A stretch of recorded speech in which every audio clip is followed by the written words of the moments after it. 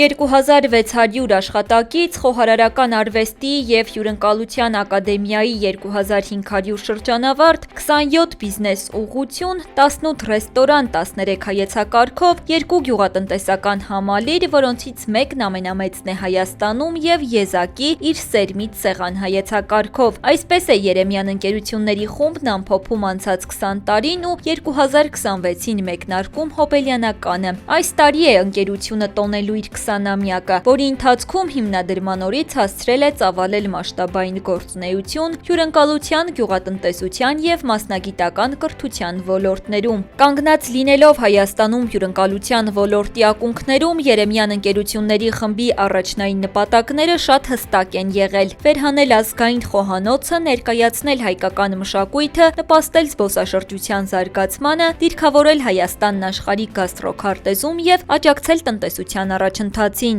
Այսօր արդեն 20-ամյա պատմությամբ մենք կարող ենք հստակ համեստորեն նշել, որ ներառյալ դրված նպատակներում մենք ունենք գրանցված հաջողություններ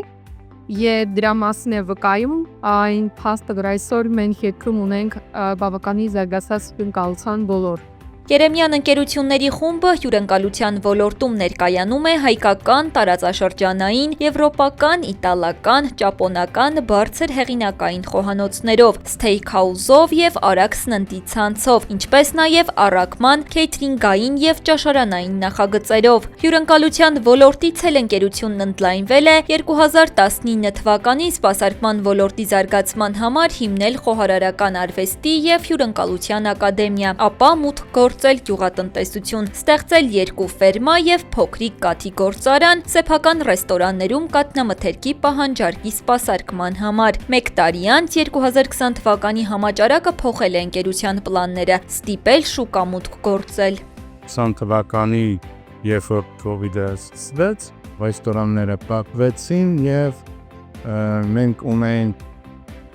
շատ կապ այդ ժամանակ, իսկ մենք չգիտենք այդ կաթը գործը կգործեն։ Դա է պատճառը, որ մենք 10-15 օրվա մեջ որոշեցինք կաթեթավորում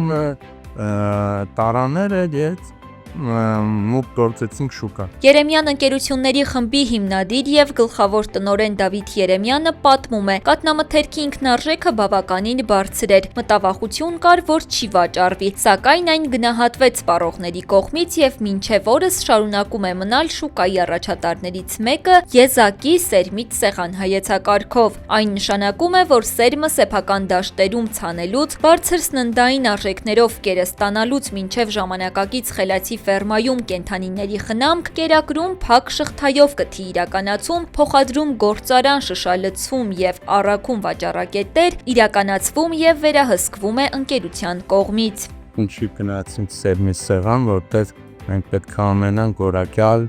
կետ կենդանիների համար, իսկ նման բան գտնելը շատ դժվար է։ Որակյալ կաթ արտադրել,